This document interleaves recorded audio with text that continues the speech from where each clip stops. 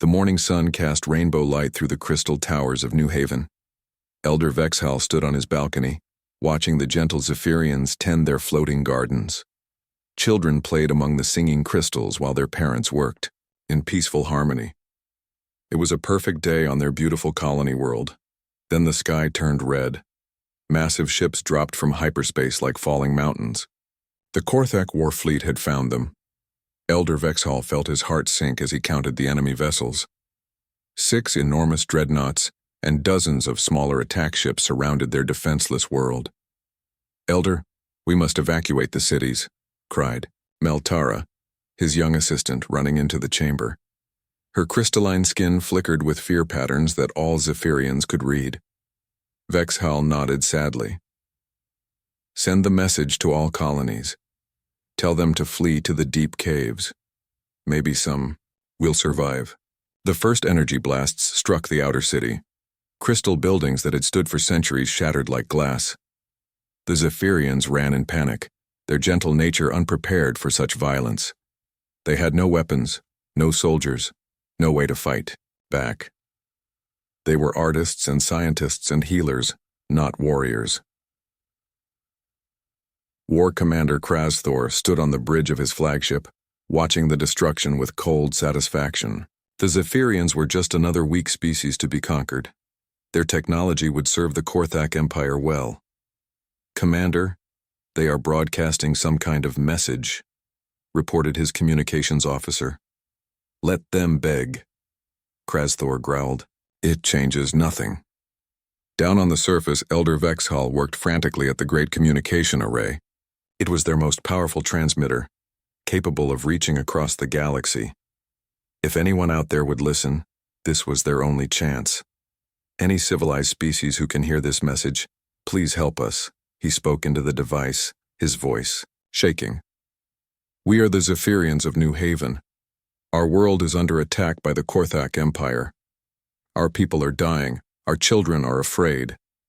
We have no weapons and no soldiers. We only want to live in peace."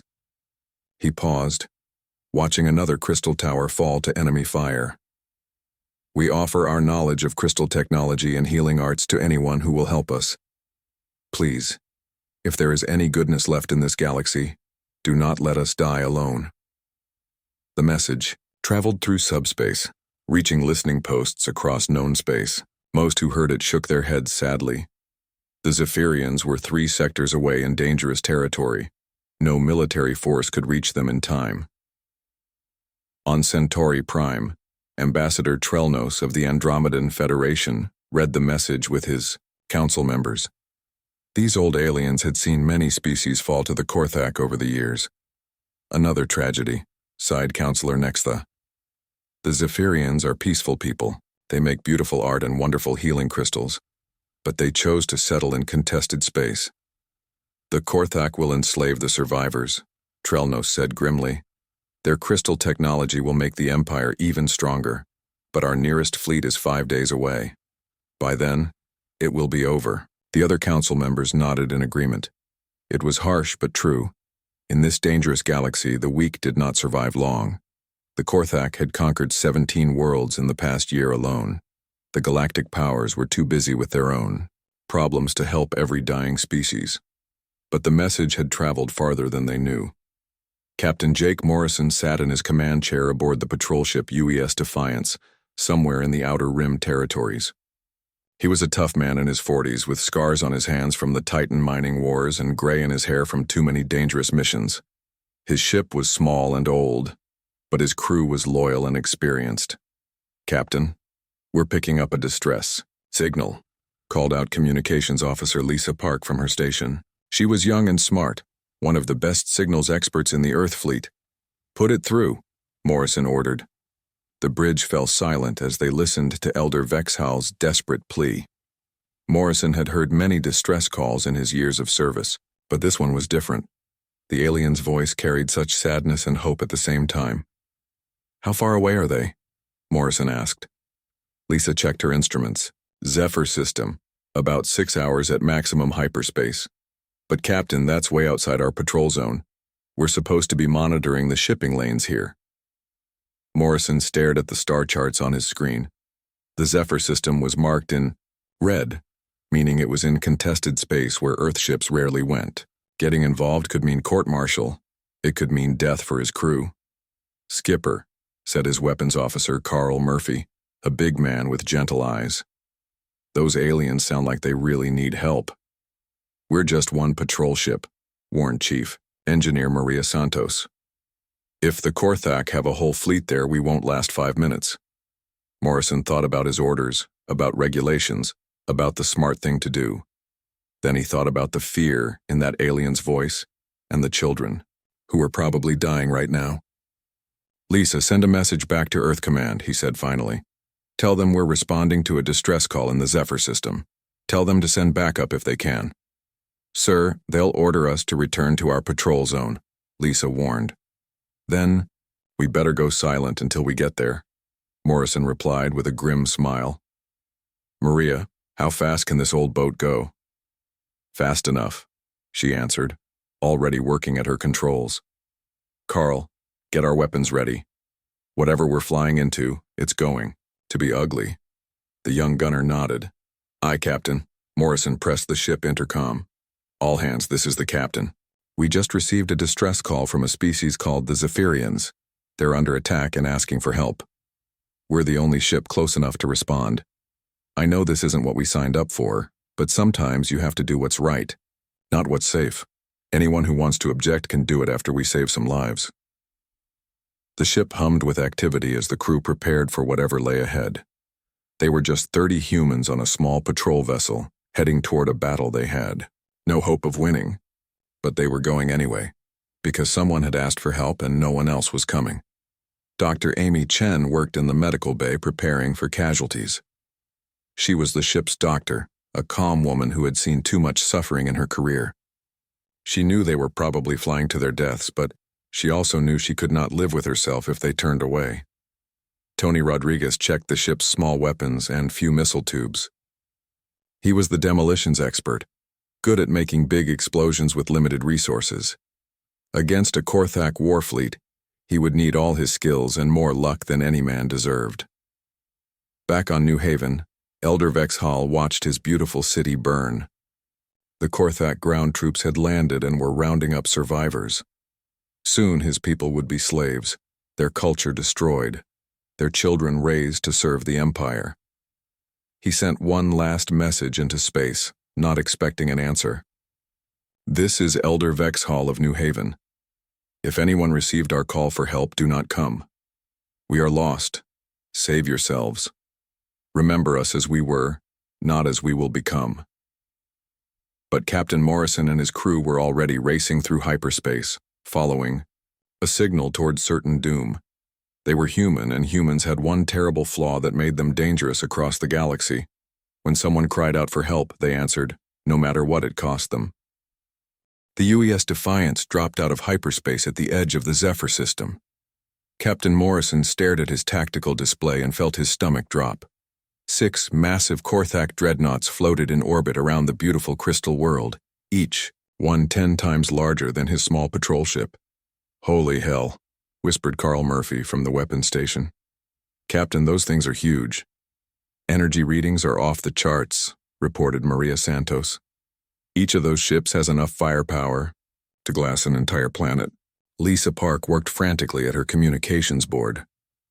"I'm picking up transmissions from the surface. The Korthak have landed ground troops. They're hunting survivors in the ruins."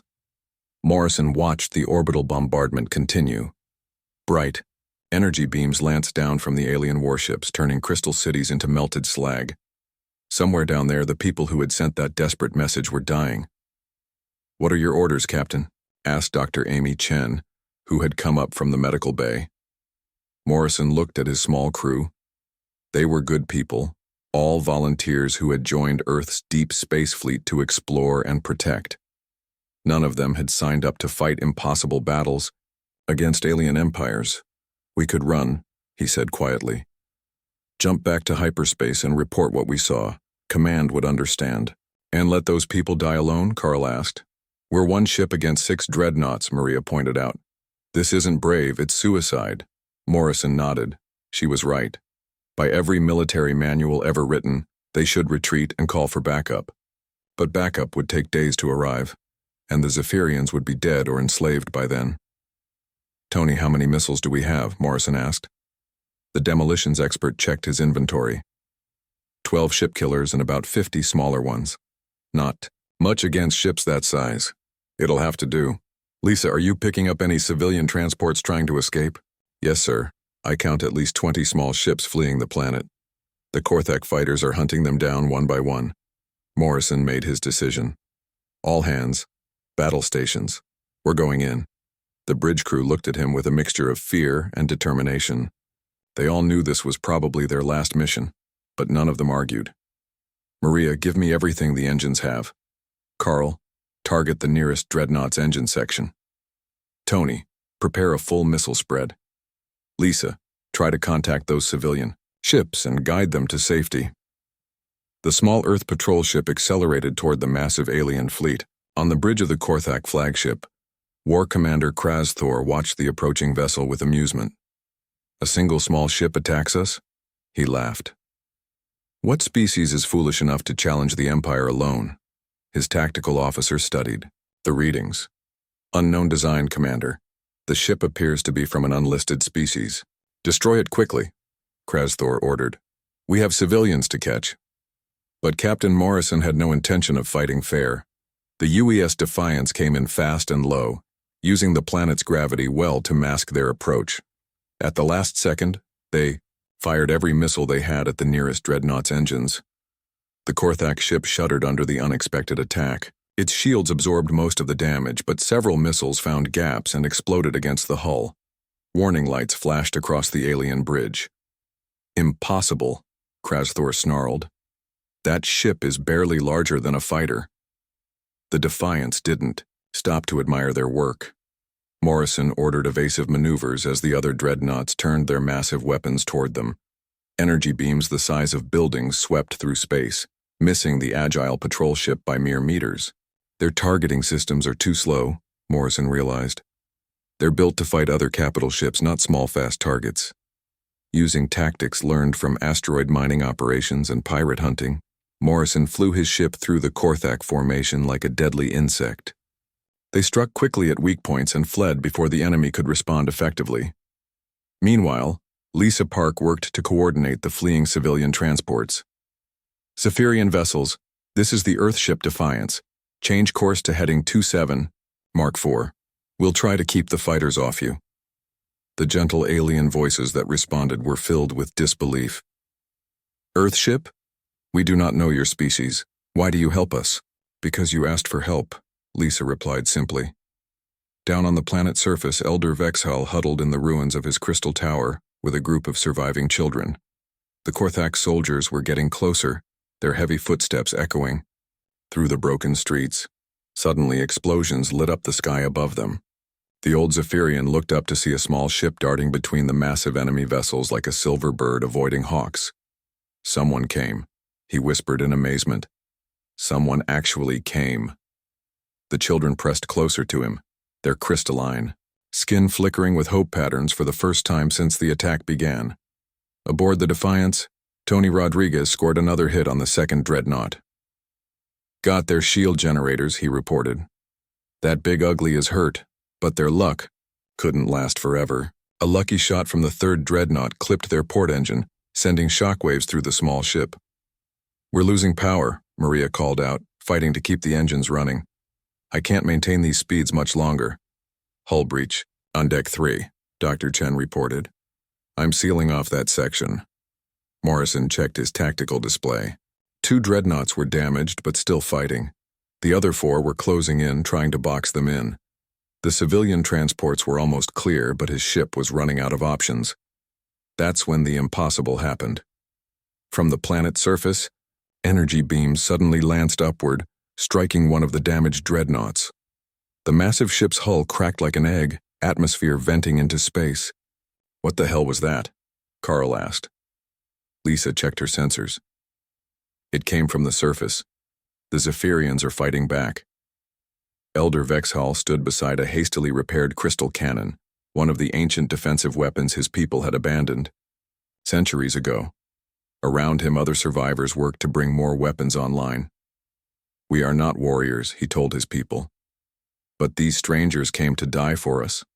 The least we can do is stand with them." The tide of battle began to turn.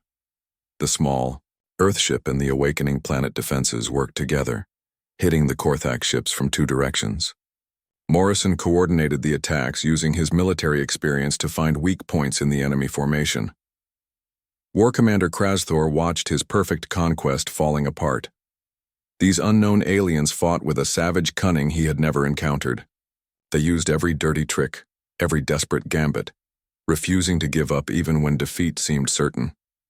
"Sir, we've lost 2 ships and 3 more are heavily damaged," his tactical officer reported. "Perhaps we should withdraw and request reinforcements." Krasthor's pride demanded victory, but his tactical sense recognized reality.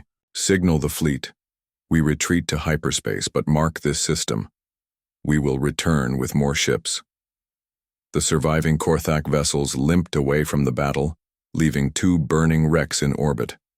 On the surface, the Zephyrians emerged from their hiding places to see the impossible sight of their enemies fleeing. Captain Morrison slumped in his command chair, exhausted. His ship was badly damaged and half his crew was injured, but they had won. Somehow, impossibly, they had won. "Captain," Lisa called out, "I'm getting a transmission from the planet's surface." Elder Vexhal's voice filled the bridge, speaking in accented but clear English that he had learned from their computer databases during the battle. "Earthship Defiance, this is Elder Vexhal of New Haven. We do not have words to thank you. You came to help strangers, and you saved our world." Morrison activated the comm system. "We're just glad we could help, Elder. But this isn't over. The Korthak will be back with more ships. Then we will be ready," Vexhal replied with new strength in his voice. "Our species has much to learn about warfare. Will you teach us?" Morrison looked around at his battered crew and damaged ship. They were far from home, facing an entire alien empire with no backup coming. By all rights, they should run while they still could. Instead, he smiled. "Elder, it would be our honor." News of the defeat at New Haven spread through Korthak space like wildfire. War Commander Krasthor stood before the Empire's High Council, his scarred face burning with shame as he reported the impossible loss. "You lost 2 dreadnoughts to a single patrol ship?" Supreme Commander Vashitar's voice dripped with disbelief. The ancient Korthak leader had conquered hundreds of worlds in his lifetime, and never had he heard such a ridiculous story. The ship was from an unknown species. "Supreme Commander, they called themselves humans. They fought with tactics I have never seen before." "What kind of tactics?" Krasthor struggled to explain. "They showed no fear of death. Their small ship attacked vessels 10 times its size. When logic said they should retreat, they attacked instead. They made the weak Zephyrians fight alongside them." Vashitar studied the battle reports with growing interest. Most species in the galaxy were predictable. They fought with honor or they surrendered when faced with superior force. These humans seemed to follow neither pattern. "Find out everything about this species," he ordered his intelligence officers. "I want to know where they come from, how many ships they have, and what makes them so dangerous." Meanwhile, on Earth, President Helen Carter sat in the emergency council meeting listening to the reports from deep space with growing concern. General Patricia Hayes placed a star chart on the table showing the location of the incident. "Madam President, we've lost contact with Captain Morrison's patrol ship. The last message said they were responding to a distress call in the Zephyr system." Secretary of State William Cross shook his head. "That's 3 sectors outside our territory. Morrison exceeded his authority by going there. He saved an entire species from genocide," General Hayes replied sharply. "That should count for something." President Carter studied the reports. Earth's deep space fleet was still small, only 50 ships spread across a vast area. They couldn't afford to lose experienced captains like Morrison in unauthorized rescue missions. "What do we know about these Korthak?" she asked. Intelligence Director Frank Butler opened his file. "Aggressive militaristic empire. They've conquered 17 worlds in the past year. Their technology is superior to ours in most areas, but They seemed to rely on brute force rather than tactics. And the Zephyrians? Peaceful crystal-based life forms. Advanced technology in some areas, especially healing and energy storage. They've never had a military before this incident. President Carter made her decision. Send Admiral Kevin Brooks with Task Force 7 to the Zephyr system. We need to know what happened to Morrison, and we can't let the Korthak think Earth is weak.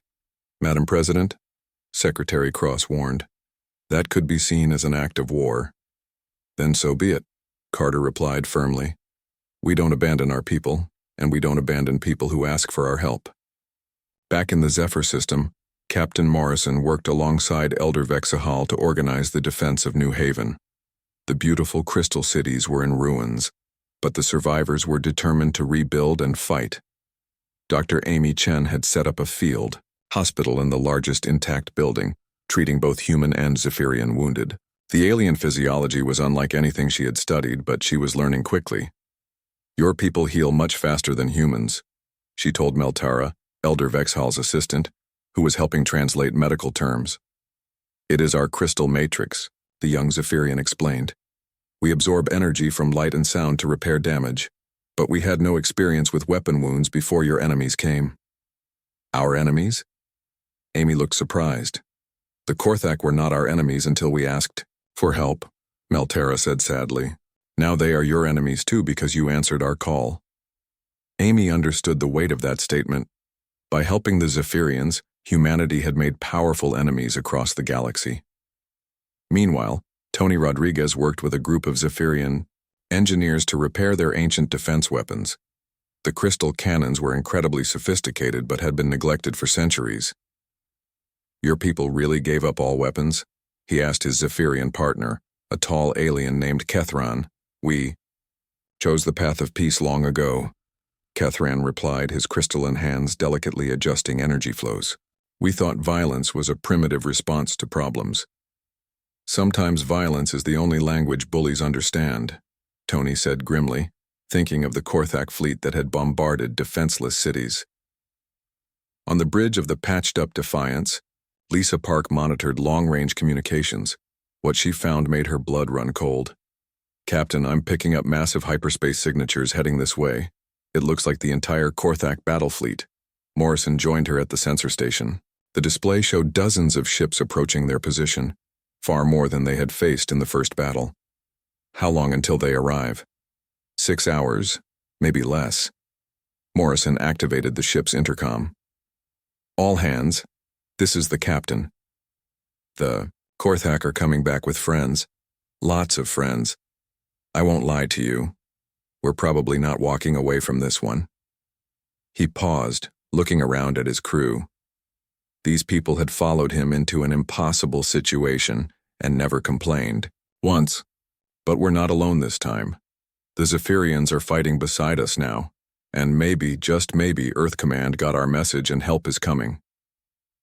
Down in engineering, Maria Santos worked frantically to repair their damaged engines. The ship had taken a beating in the first battle, and she wasn't sure how much more punishment it could take. Carl Murphy checked their weapon systems one more time. They had managed to salvage some missiles from the wreckage of the destroyed Korthak ships, but it wouldn't be enough against a full battle fleet. Elder Vexhal gathered his people in the great crystal chamber that had somehow survived the bombardment. Thousands of Zephyrians stood together, their skin patterns showing determination mixed with fear. My people, he began, his voice carrying to every corner of the chamber. The humans came to help us when no one else would.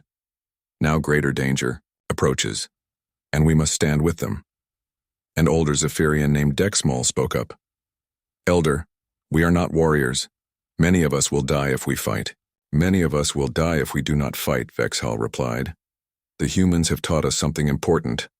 Sometimes you must be willing to die for what you believe in, or you will live as slaves. The chamber fell silent as the peaceful aliens contemplated this harsh truth. Finally, young Meltara stepped forward. I will fight, she declared. The humans risked everything to save strangers.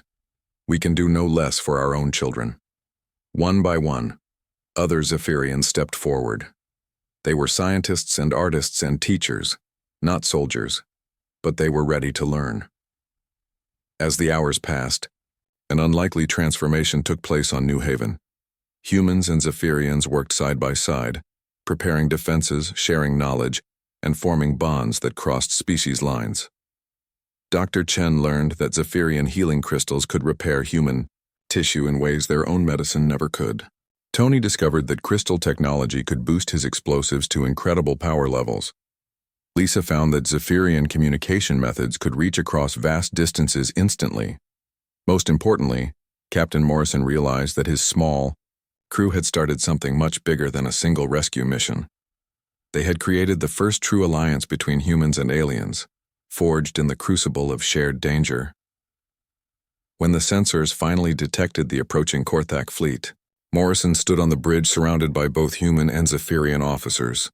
The enemy force was overwhelming, but they would face it together. "All stations report ready," Carl Murphy announced. "Crystal cannons charged and targeted," added Kethran from the Planetary Defense Center. Morrison opened a channel to all defenders, both on his ship and across the planet's surface. "This is Captain Morrison to all units. The enemy is approaching. We're outnumbered and outgunned, but we have something they don't. We have each other. We fight not for conquest or glory, but for the right of peaceful people to live free. No matter what happens today, the galaxy will remember that humans and Zephyrians stood together." In the distance, the Korthak warfleet dropped out of hyperspace. Supreme Commander Vashitar himself had come to crush these upstart humans and their crystal allies. But as his ships moved into attack formation, something unexpected appeared on his sensors. More hyperspace signatures approaching fast from the direction of Earth space. "Sir," his tactical officer reported, "we have additional ships entering the system. Unknown configuration, but they're broadcasting Earth identification codes." Admiral Kevin Brooks had arrived with the human task force just in time for the largest space battle in human history. The real war was about to begin. The space above New Haven exploded into chaos as 3 fleets collided in the largest battle the galaxy had ever seen. Admiral Kevin Brooks commanded 28 Earth warships against Supreme Commander Vashitar's massive Korthak armada of 60 vessels. Between them, Captain Morrison's damaged patrol ship fought alongside crystal-powered defense platforms. "All ships, this is Admiral Brooks." The gruff commander's voice cut through the communications chatter. "We're here to get our people home and protect our new allies. Show these aliens what Earth is made of." The UES Vengeance led the human fleet in a desperate charge toward the Korthak line. Unlike the peaceful species they usually conquered, these humans fought with a savage intelligence that caught the aliens off guard. Chief Gunner Carl Murphy, now transferred to the Vengeance's weapon systems, coordinated devastating missile barrages that punched through Korthak's shields. "Target their command ships," he called out. "Take out their leaders and the rest will fall apart." But the Korthak weren't helpless. Their ships were larger and more heavily armed than anything Earth could build. Supreme Commander Vashitar watched the human attack with cold calculation. "These Deathworlders fight well," he admitted to his bridge crew. "But courage cannot overcome superior firepower. All ships, focus fire on their flagship." Energy beams the size of buildings lanced toward the Vengeance. Admiral Brooks gritted his teeth as his ship shuddered under the massive assault. "Damage report." "Forward shields down to 30%, Engineer Maria Santos reported from her new position. "We can't take much more of this." Down on the planet, surface Captain Morrison led the ground defense of New Haven's ruins. Korthak dropships had landed during the space battle, disgorging thousands of heavily armed soldiers. The enemy troops advanced through the broken crystal streets, hunting for survivors. "They're trying to take the communication center," reported Sergeant Lucy Bell, a Marine who had arrived with Admiral Brooks's fleet. "If they control that, they can coordinate their entire invasion." Morrison studied the tactical display. His mixed force of humans and Zephyrians was badly outnumbered, but they knew the terrain better than the invaders. "Tony, can you rig the crystal tunnels to collapse?" he asked his demolitions expert. "Already on it, Captain," Tony Rodriguez replied, working with Kethran to place charges throughout the underground passages. "When I blow these, half their army will be cut off from supplies." Elder Vexhall coordinated the Zephyrian resistance from a hidden command post. His people had never fought a war before, but they were learning quickly. Their crystal technology gave them advantages the humans couldn't match. "The healing chambers are ready," reported Meltara. "We can treat wounded from both species." "Good," Vexhall replied. "And the weapon modifications?" "Complete. Our crystal cannons can now fire continuously instead of needing to recharge." Above them, the space battle raged on.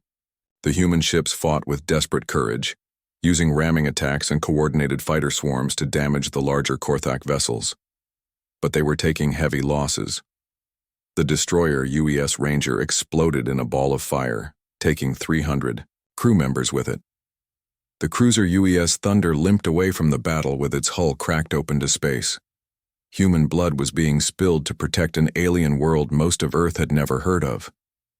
Dr. Amy Chen worked frantically in the field. Hospital as wounded from both the space battle and ground fighting poured in. She had learned to treat Zephyrian crystal fractures in humans with energy burns, often working on both species side by side. "Doctor, we're running out of supplies," warned combat medic Steve Clark. "Use the Zephyrian healing crystals," Amy replied, not looking up from the human pilot she was treating. "They work on our physiology too." Steve nodded and continued working. Around them, human and alien medical staff worked together to save lives, proving that some things transcended species barriers. The turning point came when Tony Rodriguez's explosives finally detonated. Half the Crystal City collapsed in carefully, controlled demolitions, trapping thousands of Korthak soldiers underground. The remaining enemy forces found themselves cut off and surrounded. "Now," Morrison ordered over the communications, "all units, advance." The combined human Zephyrian force attacked from all directions. Marines with pulse rifles fought alongside crystal-wielding aliens.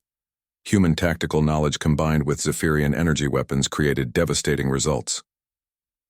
War Commander Krasthor, leading the ground assault, watched his perfect invasion falling apart. These humans fought like demons, never retreating even when death seemed certain.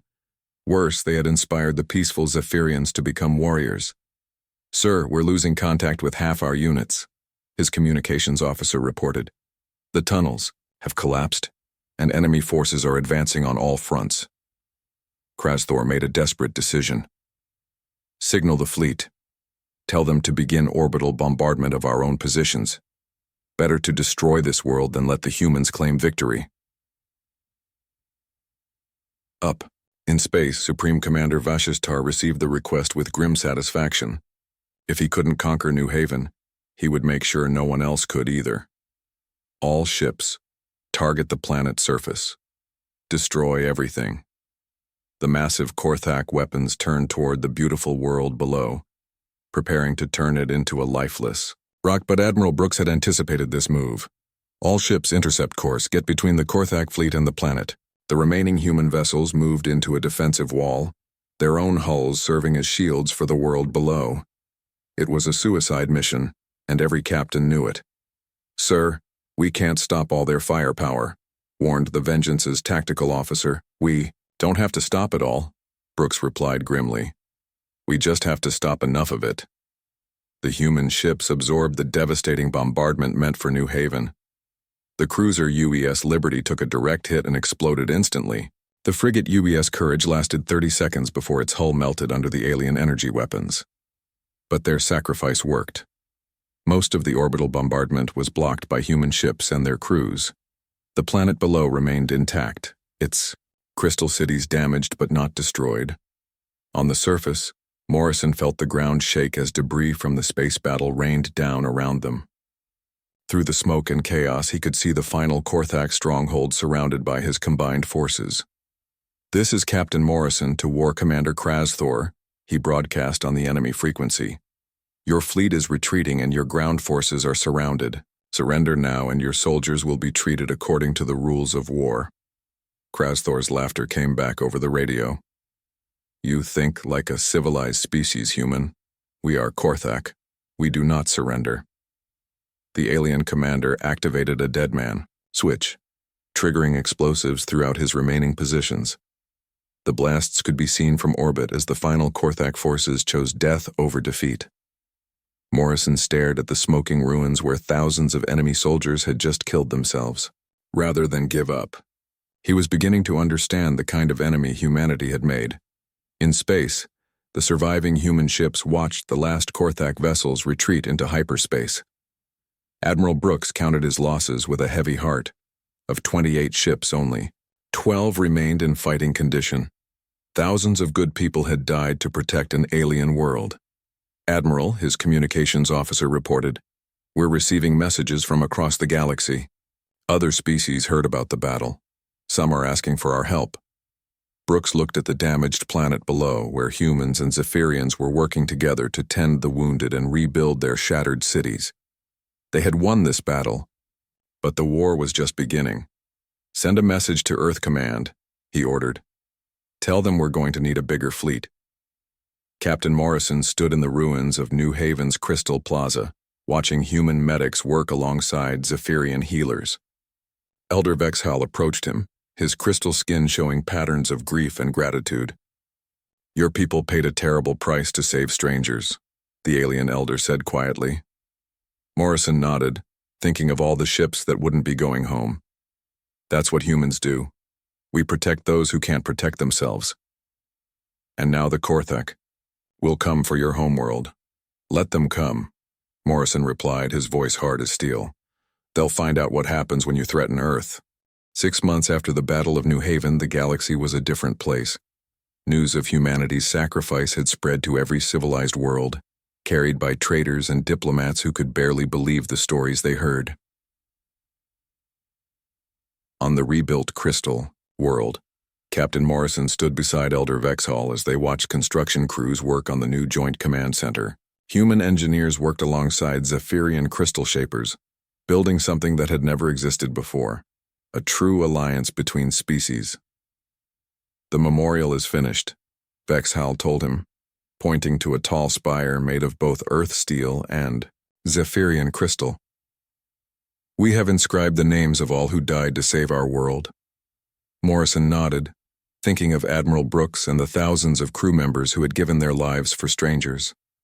The old admiral had died when his flagship took a direct hit in the final moments of the battle, but his sacrifice had saved the planet below. "They would be proud to see what we've built here," Morrison said quietly. The rebuilt New Haven was unlike anything in the galaxy. Crystal towers grew around metal frameworks, creating structures that were both beautiful and strong.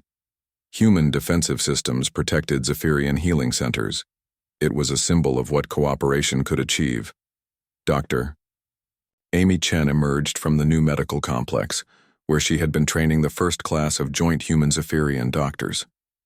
The combination of Earth medical knowledge and crystal healing had created treatments that could save lives neither species could have saved alone. "Captain, we just received another message," she reported. "The Altarians are asking for help. Their colony ships are under attack by Korthak raiders." Morrison sighed. It was the 15th such request this month. Word had spread that humanity would answer calls for help, and desperate species across the galaxy were reaching out to Earth. "What does Earth Command say?" he asked. "President Carter has authorized the formation of the Protection Fleet," Amy replied. "Ships from Earth and volunteer crews are already on their way." Through the rebuilt city, humans and Zephyrians worked side by side. Tony Rodriguez taught alien engineers how to build defensive fortifications that could withstand orbital bombardment. Maria Santos helped design new hybrid ships that combined human durability with crystal power systems. In the communication center, Lisa Park coordinated with Earth's new deep space network. Her promotion to admiral had been well earned, and she now commanded the expanding fleet of rescue ships. "Admiral, we have reports coming in from the Vegan system," her aide reported. 3 Earth ships arrived just in time to stop a Korthak slave raid. The aliens are calling it another miracle. Lisa smiled grimly. It wasn't a miracle. It was careful planning, advanced warning systems, and the determination of human crews who refused to let innocent people suffer. Meanwhile, on Earth, President Carter addressed the Global Assembly in a speech that would be remembered for generations. "My fellow humans," she began. 6 months ago, we were a small species exploring the edges of known space. Today, we are the guardians of freedom for dozens of worlds. This was not a role we sought, but it is one we will not abandon. The assembly hall was packed with representatives from around the world, all of them understanding the weight of what humanity had become. The Korthak Empire still threatens peaceful species across the galaxy, Carter continued. They believe that might makes right, that the strong should prey upon the weak. We have shown them a different way. We have proven that sometimes the strong should protect the weak instead. She paused, looking out at the faces of people who had sent their children to fight in distant stars. I will not lie to you. This path will cost us. We will lose ships and crews. Families will mourn loved ones who died for strangers they never met. But we will also sleep well, knowing that we stood for something greater than ourselves. The applause that followed was not loud or dramatic. It was the quiet, determined agreement of a species that had found its purpose among the stars. Back on New Haven, Elder Vexhall received a visitor that no one had expected. The tall, elegant figure of Ambassador Trellnos from the Andromedan Federation stood in the crystal chamber, his ancient eyes showing something that hadn't been there before. Respect. Elder Vexhall, the old diplomat began, I come to offer the Federation's formal alliance with your new human-Zephyrian partnership. Vexhall was surprised. The Federation was one of the oldest powers in the galaxy, slow to act and careful to avoid conflict. Why now, Ambassador? When we called for help, you said we were too far away to save. Trellnos looked uncomfortable. We were wrong. We thought in terms of military logistics and political advantage. The humans thought in terms of right and wrong. They have shown us something we had forgotten. Through the crystal windows they could see human and Zephyrian children playing together in the rebuilt parks. The next generation was growing up without the barriers that had separated species for millennia. What have they shown you? Vexhall asked. That civilization is not about how advanced your technology is or how large your empire grows, Trellnos replied. It is about whether you help others when they need it most. In the months that followed, more species joined what became known as the Protection Alliance. The peaceful vegans contributed their agricultural knowledge. The industrial Centaurians provided manufacturing capacity. The scholarly Betons shared their vast libraries of scientific data. But at the heart of it all were humans and Zephyrians, the warriors and the healers, working together to defend those who could not defend themselves. Captain Morrison, now promoted to Admiral, commanded the new flagship UES Guardian as it patrolled the outer territories. His mixed crew of humans and aliens had become the model for all protection fleet vessels. Admiral, we're receiving a distress call, reported his communications officer, a young Zephyrian named Telara, who had learned her skills from Lisa Park. Put it through, Morrison ordered. The voice that came through the speakers was weak and frightened, speaking a language the computer had to translate. This is the merchant vessel Peaceful Current. We are under attack by unknown raiders. Our cargo ship has no weapons. Please, if anyone can hear this, we need help.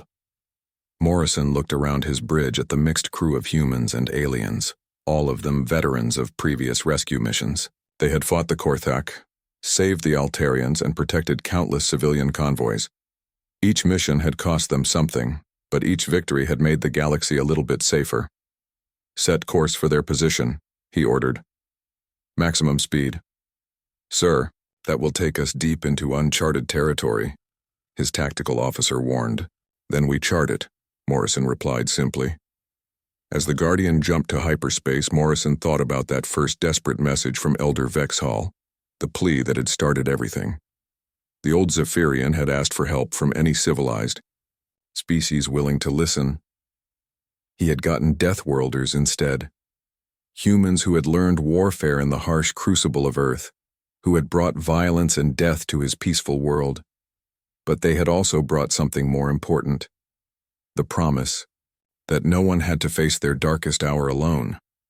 The distress call grew stronger as they approached the coordinates, and Morrison prepared his crew for another battle against impossible odds. It was what humans did. It was what they had always done. When someone cried out for help, they answered. The Guardian dropped out of hyperspace with weapons charged and shields raised, ready to face whatever threatened the innocent. Behind them, across the galaxy, dozens of other protection fleet ships did the same thing, carrying the message that humanity brought to the stars. Help was coming. It always would be.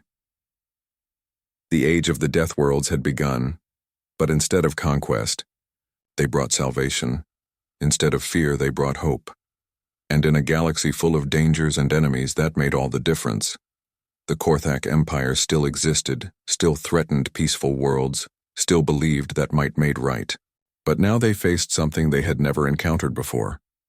A species that fought not for territory or resources, but for the simple idea that everyone deserved to live free. The war was far from over, but the outcome was no longer in doubt. The Deathworlders had chosen their side, and they would never stop fighting for it. In the end, that would be enough.